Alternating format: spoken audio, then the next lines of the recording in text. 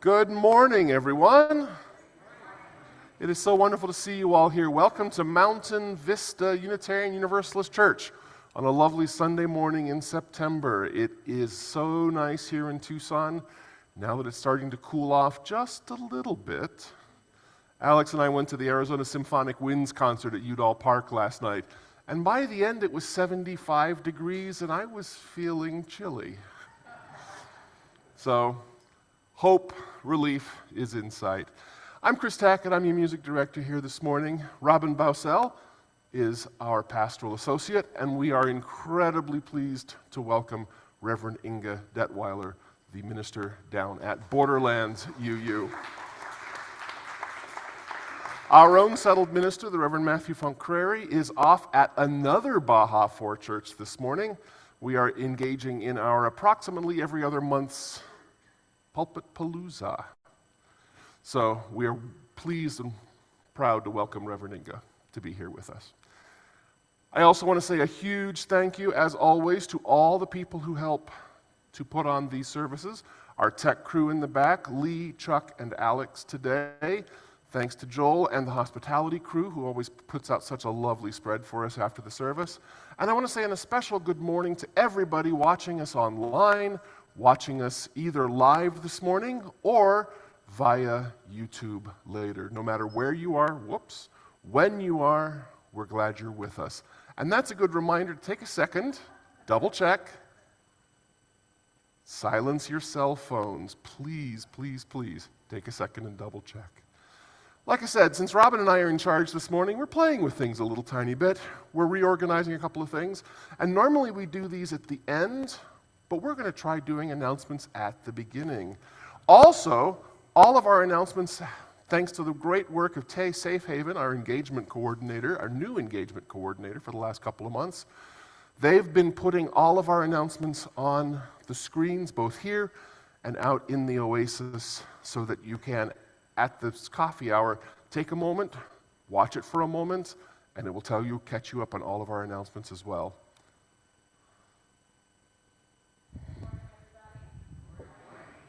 I'm on now. There we are.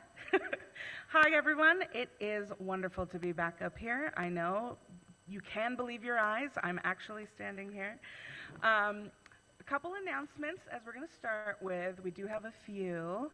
So first, as one of the founding congregations of Multi-Faith for Pride, we invite you to join us for the Tucson Pride Parade on September 28th. Now here is the schedule rundown. There is a Pride Shabbat at 5:30 p.m. at the Tucson Holocaust Museum. There is then street partying with pizza and song at 6:30, leading into the parade. And then the parade will start at 7:30 p.m. as we take our pride through the streets of downtown Tucson. Now, for more information about the parade and to hear how much fun it was last year, feel free to speak with Reverend Matthew, his son Robin, or Lee. Next slide, please. And then it's Tucson Pride Fest. On Saturday, September 28th, the Baja 4 will host a table at Tucson Pride Fest at Reed Park. We'll be promoting the Our Whole Lives program, which many of you know is a unique, age-appropriate, fact-based sex and sexuality education curriculum. This is an excellent opportunity to engage with the broader community and share valuable educational resources. Next slide. And for this one, I'm going to bring up Vince.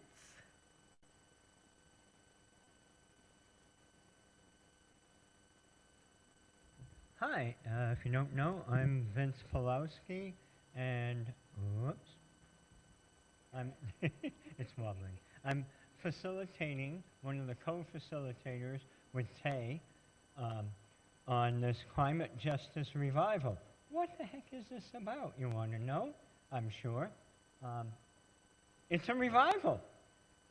Climate change has not been on the radar for most of us. We've been busy doing other stuff, I know, but this first day of the autumnal equinox, happy fall, everybody.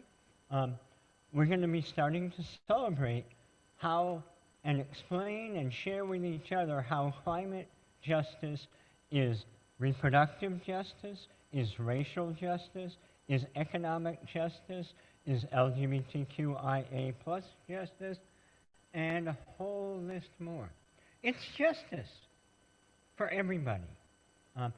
And you folks are going to be telling us what it means for you and how it works for you. And then we're going to talk about what it means for us as a congregation. So we're starting on September 29th after the service in probably the Mesquite Room, unless we have a lot of people, to discuss our individual input.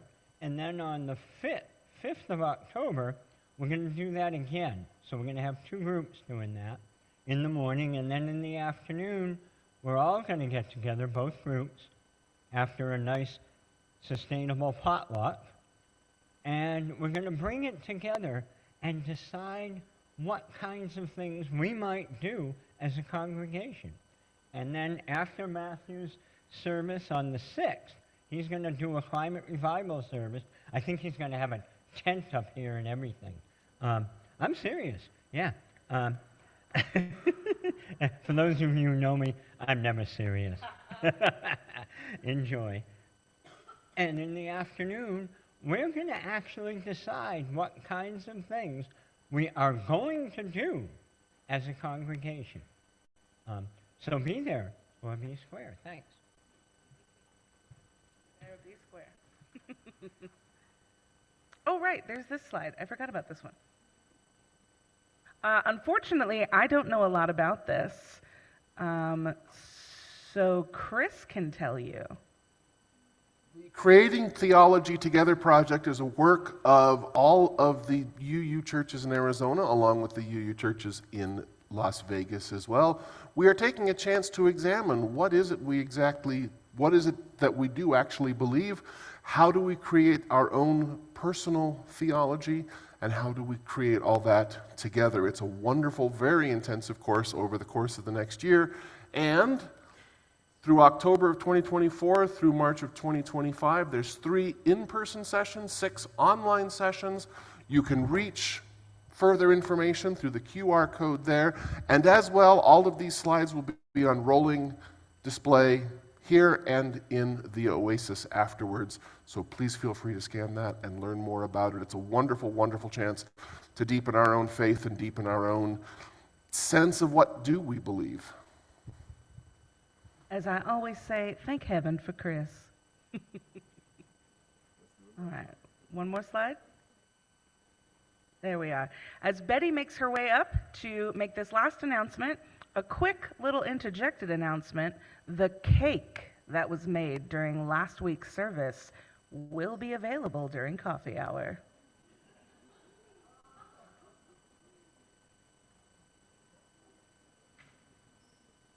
Good, glorious morning. It's good to see you all. So, On Death and Dying is a series of 5 different sessions having to do with end-of-life questions. It's not just for older folks, it's for caregivers, it's for families, it's for everybody. This program is put together after something that my husband Ron and I attended last fall, and it is really quite moving. We will have a death doula. We will have people here who will explain the difference between palliative care and hospice. There are differences, although many people use them interchangeably. And so it's just giving, it's On Death and Dying, compassionate perspectives. There will be a whole team here from our congregation, a panel, who will answer your questions. There's always a Q&A session after the lectures. There are also refreshments in the Oasis room after each presentation. I encourage you to come and just be. Have your questions ready if you wish. All the information and the ability to register is online. If you have problems, give me a call, Betty Meikle, and I will help you. This is co-sponsored by Adult Education and the Program Council. And Theta left me wonderful words to tell you about the Program Council, but somehow I've mislaid them. I'll tell you, though, that it is a wonderful place to go to find people who will support a program that you want to put on for the congregation. These are the leaders of all of the committees of the church, and it's just wonderful to work with them. So thank you very much, and hope to see most of you at On Death and Dying Compassionate Perspectives.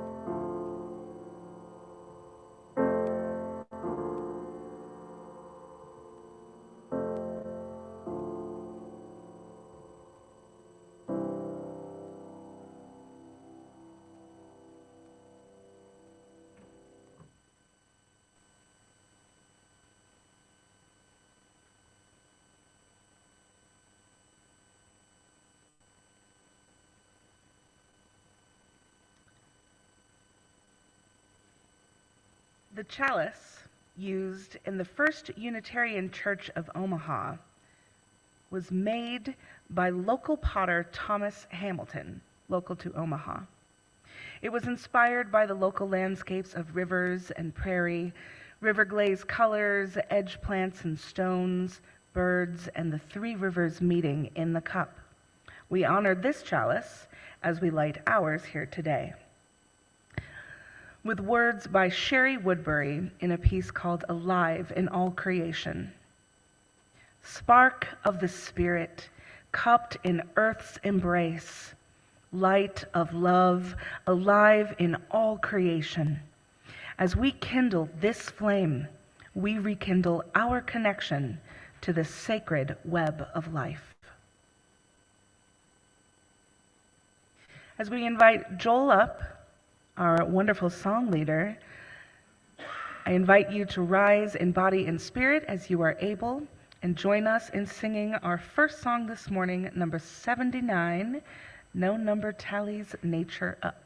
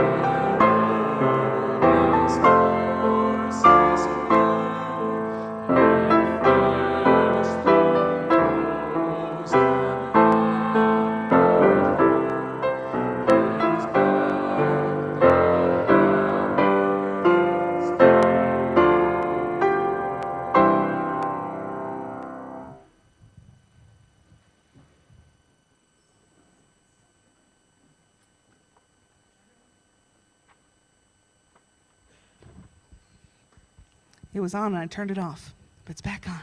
Do you want to come over here? Okay. Each week we gather because we are bound by our commitment to walk alongside of one another through life's journey, through the joys and the sorrows. As the seasons of our lives change, so too do our experiences, bringing moments of growth and grief, planting and harvest, laughter and tears. In this ritual of celebration and comfort, we pause to honor the flow of these moments that shape us. The water before us, that Sally will now pour, is collected from our Sonoran skies, our homes, and our travels.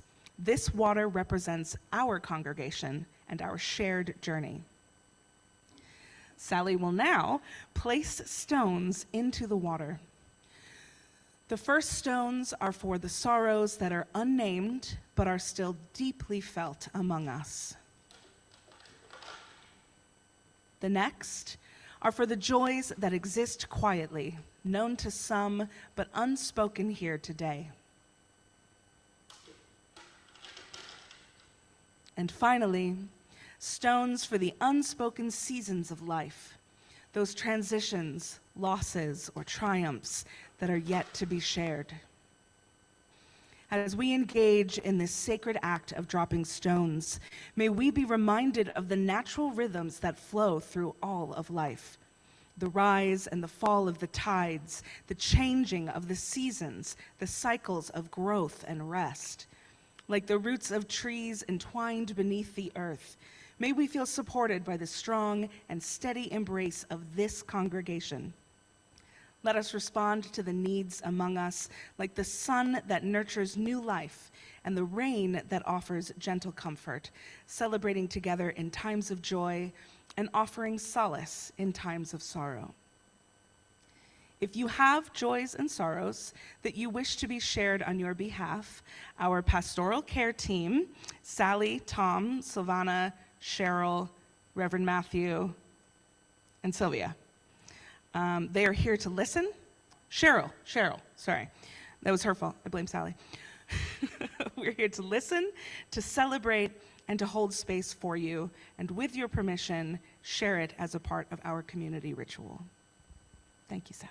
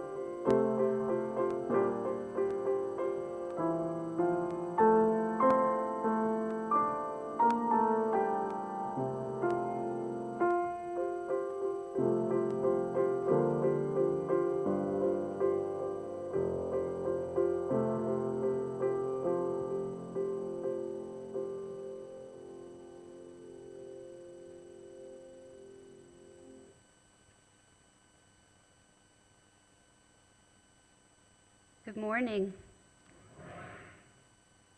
Can I just say how delighted I am to be here? This PulpitPalooza thing is new to me, and I just think it's such a great idea. So just really super, super grateful for being here this morning. And I wouldn't mind if all of you would take note that I am extremely color coordinated with the covering of your chalice table. While not intentional, I have to say, the universe conspired today for sure when I chose my stole. Blessings to all of you. Our reading today is The Wilderness Within by Douglas Wood. We need wilderness. wild places and wild things, because they reflect to us who and what we are and were and may be. A world without wildness would be a room full of carnival house mirrors, all the reflections distorted. It would be like a locked studio in which the artist, surrounded and inspired only by his own creations, dissolves into irrelevance and madness. We need wild things, psychologically and spiritually, because we see ourselves in them and them in us.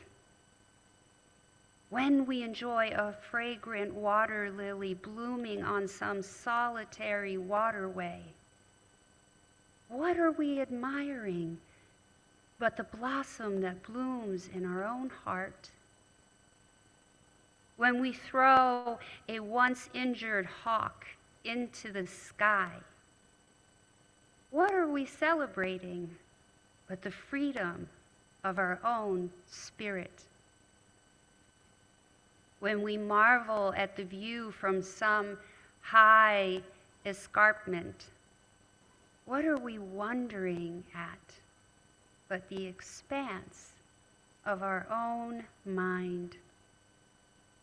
Such things remind us that it's one world inside and out. And maybe that's what the wildness within us is all about.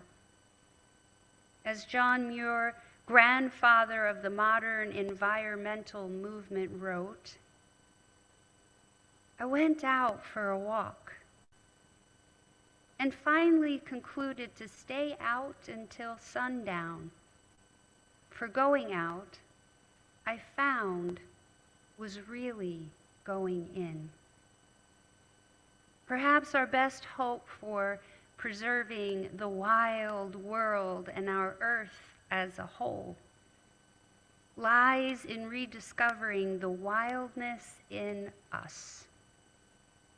Only when we fully appreciate the mysterious dimensions of our relationship to wildness will we begin to understand it is one world, inside and out, and that the preservation of nature is really nothing more or less than the preservation of the human spirit. Blessed be.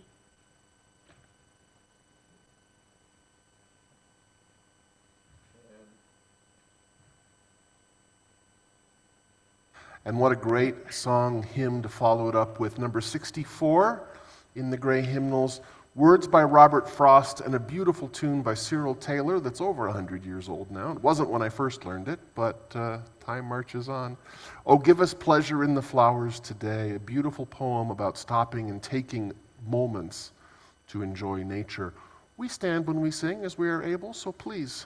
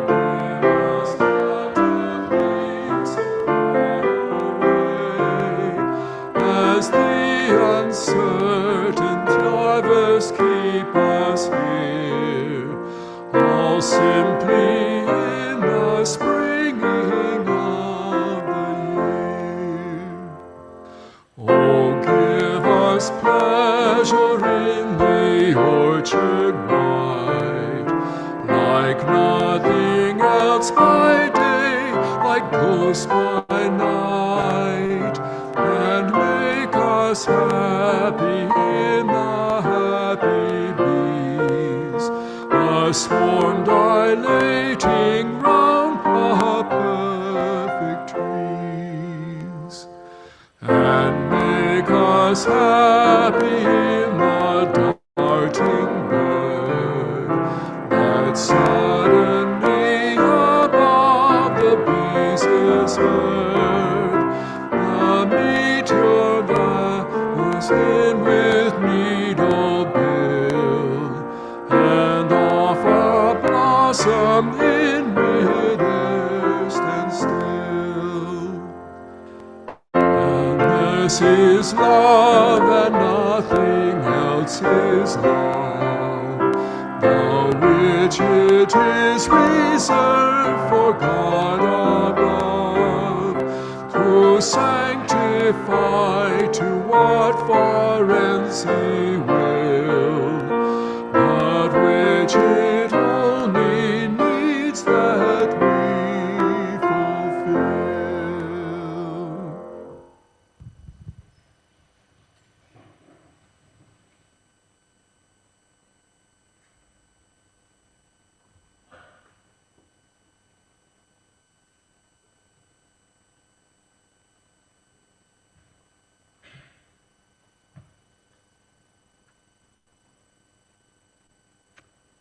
So I'm about to share with you a video montage. A couple months ago, in June, end of May, beginning of June, I had the opportunity to spend 3 weeks in the wilds of Alaska. I am a solo traveler, and while I have many spiritual practices, the place that really is a true inner connection for me with the universe and the divine and all that is holy and good in this world is when I am amongst the trees. So just wanted to give a little context for what you're about to see. I'm not alone, I'm not alone, I'm not alone. I'm not alone, I'm not alone, I'm not alone, I'm not alone, I'm not alone, I'm not alone, I'm not alone, I'm not alone, I'm not alone, I'm not alone, I'm not alone, I'm not alone, I'm not alone. I forgot for a minute who I belong. The Mama Earth, the wind and rain, the beauty and the pain.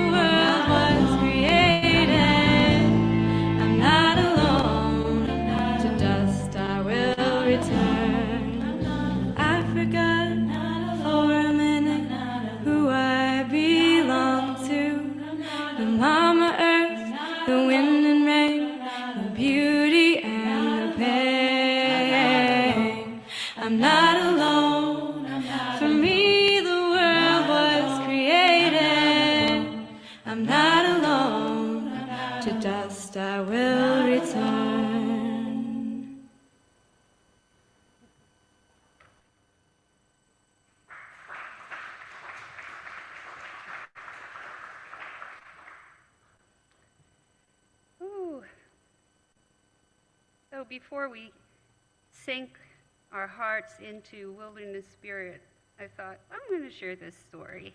Because I haven't looked at this video in a while, and seeing the photos of the moose, right? So in my travels, you know, folks would say, oh, you know, if you want to see moose, right, you got to like go down this paved road that turns into a dirt road, and then you can't go anymore, and you got to get out of your car, and then you got to hike like 10 miles, and then you're at this peak, and that's where the moose are. And I would do that faithfully, you know, just head out there, follow all of their directions. No moose. Not a single moose. Nope. And then I'd be heading back, and I'm in town, and there's a moose. I'm like, y'all, the moose are in town. I don't know about this going out into the wilds to find the moose, because they're hanging out with us here in town. I'm glad you enjoyed my photos. Just take a moment with me to take a deep breath, appreciating the air that we breathe. People always ask me why I travel solo. Erik Stensland has the best answer to this question. He says, the deep, meaningful things don't shout. They whisper. Though they run through the heart of all things, they are only perceived by those who have learned to embrace the silence. When I travel solo, I am in silence most of the time. Even walking the streets of town with all the noise, I am in silence. Everything experienced is experienced by me alone in those moments. And there's more. For me, when I feel like my relationship to humankind is wrought with confusion, disappointment, the hardness of being a strong woman in this society, I retreat to the wilderness to be reminded of what really matters, to reconnect with the expansiveness of all that is around me. And this never disappoints. I always gain perspective. I have always been a solo traveler, even as a child. Solo traveling does not require going somewhere in a physical way. I spent a lot of time solo traveling with my books as a child. Even so, there is something about being in nature that lends itself to a sense of freedom. When I hike in the woods, there is a transformation that occurs. I become embodied on wilderness's terms. Whatever I believe to be true about myself no longer belongs to me. I become disentangled from all the various contexts in my life that tug on me. And there, in an instant, I am free. I am in a place where I feel fully human, feminine, and connected to all that is around me without expectation or definition. It is an experience of transcendence that I cannot grasp anywhere else but in the wilderness. The wilderness spirit beckons a new way of being. John Muir once said that between every 2 pine trees, there is a door leading to a new way of life. It has been my experience that once I step over the threshold and through the door, my hike becomes an inward journey. Thomas Merton had this to say: "Our culture is one that is geared in many ways to help us evade any need to face this inner silent self." I have found through my travels that nature, on the other hand, invites us to share in its silence. Walking in nature, sitting in the sacred garden at Borderlands, tending to our own gardens at home in silence and solitude, gives us an encounter with our own deepest longings. In those moments, we connect with our fears and struggles. And on the other side of this is the gift of also being in relationship with those parts of ourselves that are beautiful and spirit-filled. As I stood on the shoreline of a glacier, I arrived at the realization that reality is really far too complex to be encompassed by one perspective. It is as vast as the glacier. It was a humbling moment. It was as though the glacier was saying, "You think you know all the things, Inge, but you do not. Your knowing is so limited. It is time for you to remember to embrace the mystery of never fully knowing." In that moment, our field guide called out that there was a bear on the shoreline and that we needed to leave. In all other situations, we would have stayed, simply heading in the opposite direction of the bear. But when you are standing on the shoreline of a glacier, there is nowhere else to go. The skiffs were called to pick us up, and we silently walked huddled together to board the skiffs and head back to the ship. On our way back, we got to see the bear. Brown and larger than any grizzly I have ever seen. In that moment, he owned that shoreline.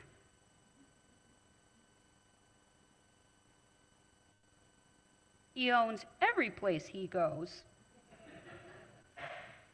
and commands respect, and yet these giant Ursus could care less about ownership of anything, and they want nothing to do with us humans.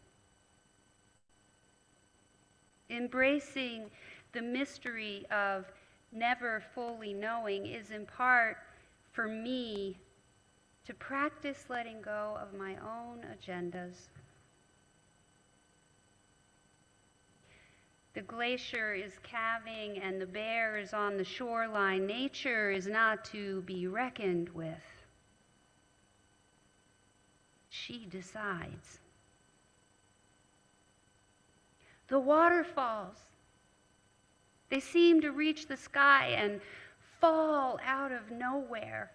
From a distance, they appear almost fragile and dainty against the rough mountains from which they pour. Up close, they are formidable and fierce. and they live loud. Really loud. I want to live loud like the waterfalls of Alaska. Erik Steinsland describes waterfalls as having an ephemeral quality. The drops of water that divide from the stream and tumble down the mountain exist only for a moment. If I dare to come up close enough to touch it, the water running through my fingers, I am aware I cannot touch the same drop again. All of the moments in our lives are never to be experienced in the same way again. The waterfall whispers to me, calls me gently by name. Enjoy this moment fully. Live into this moment. Be here now. When we are able to do this, we can see the whole of life and know it is fleeting like the waterfall, and it is also beautiful. The plan was to visit a glacier up close from the water. We loaded onto the pontoon and set our sights on traveling through icebergs inhabited by seals with their pups. They viewed us from their iceberg nurseries with curiosity.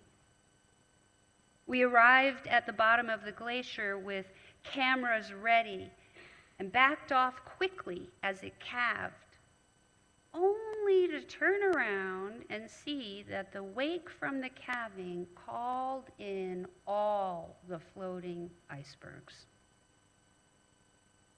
We were surrounded and trapped. It took us 3 hours to get out. Huge blocks of ice would slip under the pontoon and jam the motor. Our navigator would chip the ice block free, and we would travel for perhaps 10 feet. And then the ice would jam the motor again. And the glacier majestically calved 3 times. The wakes calling the icebergs to us again and again. The mama seals, utterly perplexed by our struggle, I am sure. Best laid plans indeed. We came into contact with our strengths in that moment. There was a calm that settled among us, a realization that, okay, this is happening. A letting go.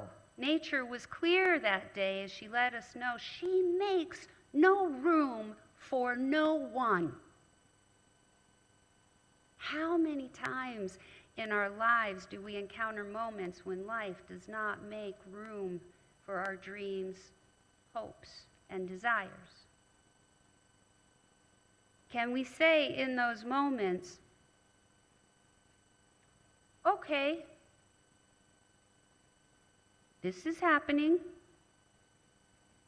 entering a space of acceptance so that we may find our way back to the safety of the ship?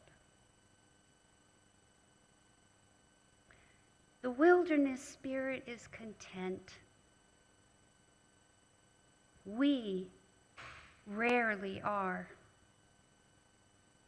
When I am alone in nature, everything quiets, and all of my preoccupations also quiet.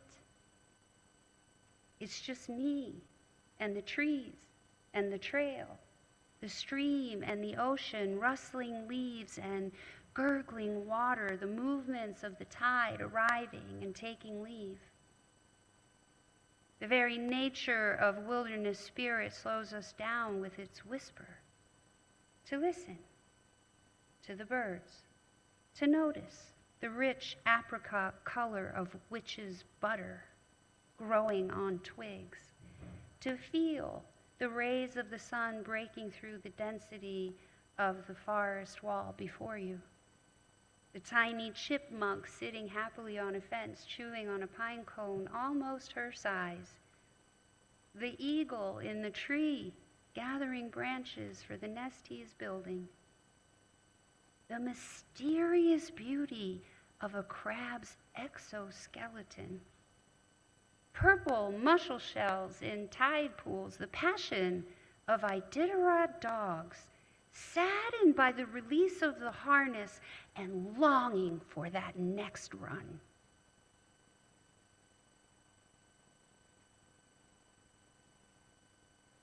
I invite you to take a moment and close your eyes if you haven't already.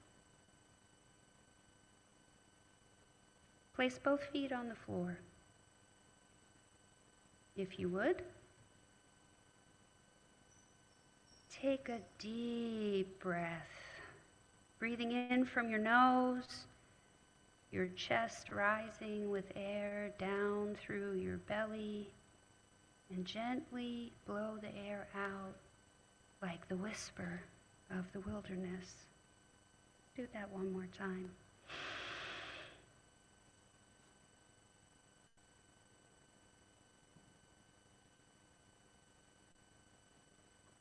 Continue to breathe easily without forcing anything to happen. Just simply noticing the rise and fall of your chest, the fullness of your belly, the release of air like a whisper.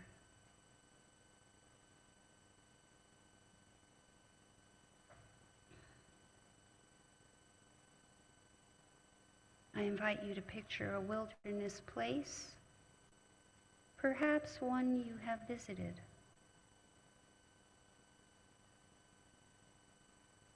Can you see it?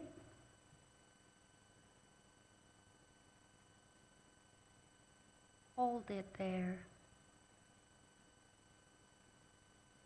right there, your wilderness place. Be there right now.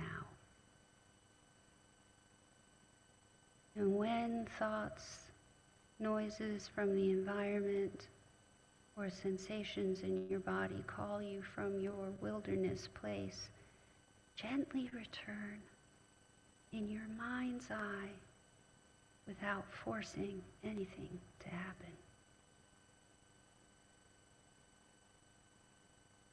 Can you see it? Hold it there, right there, your wilderness place.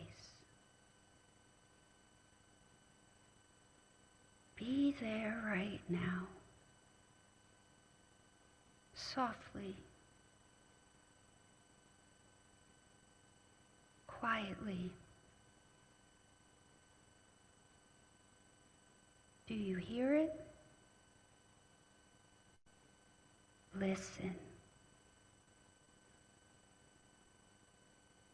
Do you hear the sounds of it? Listen to the sounds of your wilderness place. Simply listen. The sounds can be the sounds of silence. Softly, quietly.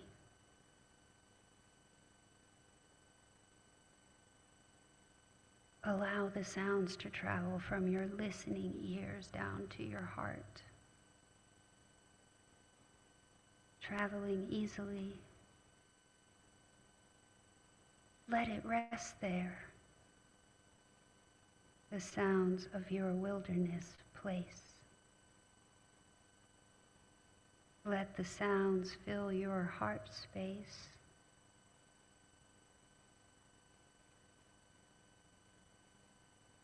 Notice the feelings as the sounds of your wilderness place fill your heart.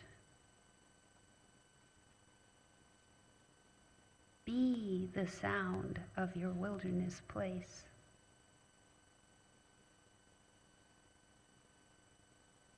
Notice as the sound begins to travel from your heart, flowing gently up to your shoulders and ever so slowly through your arms, all the way to your fingertips. Gently release the sound from your fingertips. Let the sound of your wilderness place pour out into your wilderness place. Feel the sensation of being there as its own sound fills its own space. Invite the sound of your wilderness place and the wilderness to become one with you in this moment.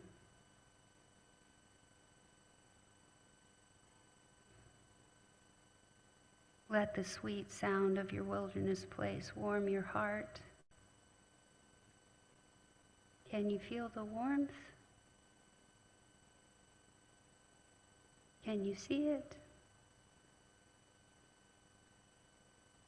Can you hear it?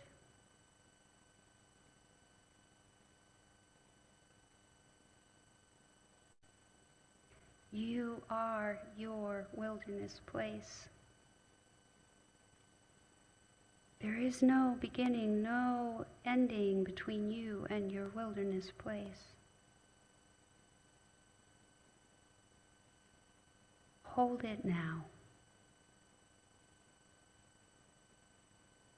And know it is always there. Take a deep breath. And with eyes closed, begin to feel the chair beneath your body, the floor beneath your feet.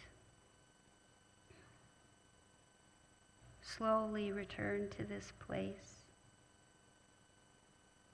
Slowly opening your eyes at your own pace.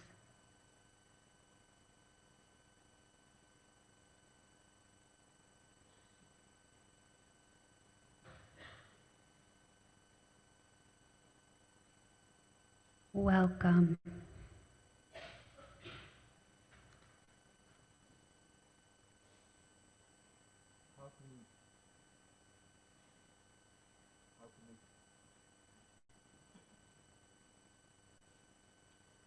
How can we possibly respond to that?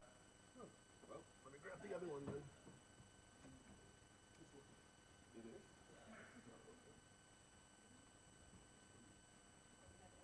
That's why we have the extras. How can we possibly respond to that except with song? Will you rise with us and sing the beautiful, beautiful, familiar old hymn tune, but with new words and a new setting by Peter Mayer? It's number 1064 in our lovely teal hymnal, which, by the way, you know that hymnals are always available off the shelf in the Covenant Hall. But of course, the words will be on the screen as well. Peter Mayer's beautiful Blue Boat Home. This is a song that demands enthusiasm.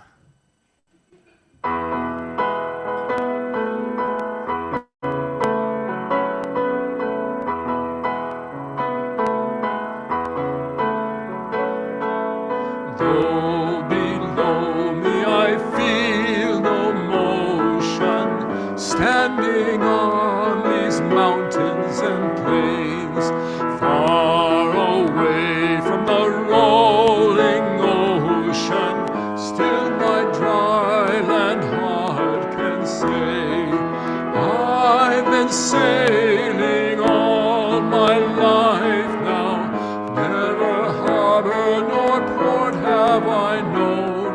The wide universe is the ocean I travel, and the earth is my blue boat home.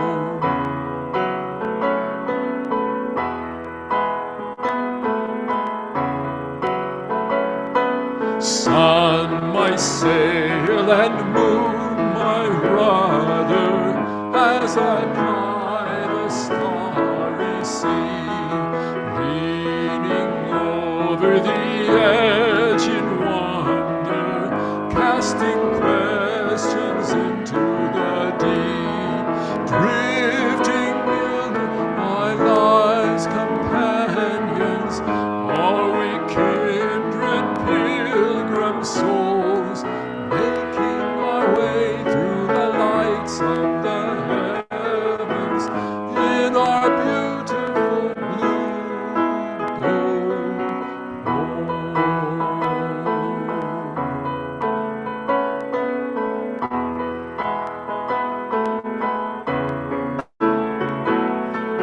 I give thanks to the waves uphold me, hail the great winds urging me on. Greet the infinite sea before me, sing the sky my sailor song. I was born upon the phantoms, never harbor nor port have I known. The wide universe is the ocean I travel, and the earth is my blue boat.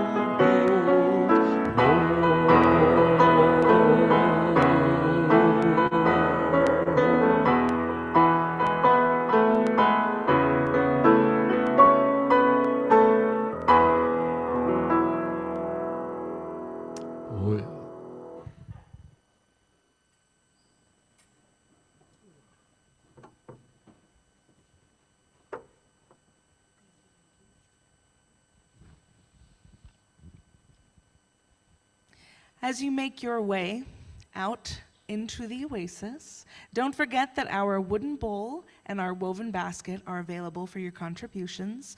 Our woven basket justice partner this month is Interfaith Community Services. You can also make donations online at any time.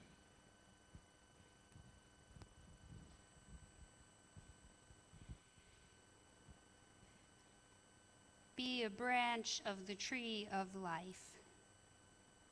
Our eyes and minds turn now toward the ordinary, leaving this space made sacred by our presence. Take with you at least some seed of understanding, hope, and courage, and drop it into the confusion of the world. Nourish the seed that it may grow as a tree of life-giving shelter to the weary and hope to the despairing. Be yourself a branch of the tree of life. Blessed be.